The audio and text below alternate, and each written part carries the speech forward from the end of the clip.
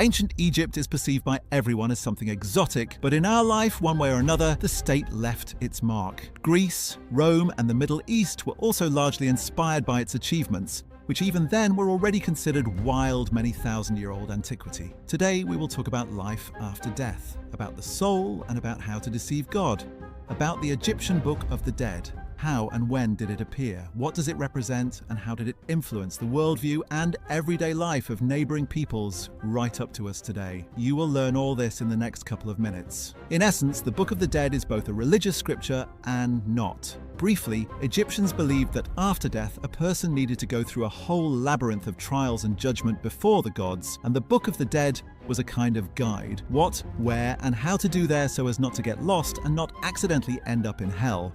For general understanding, this definition is enough.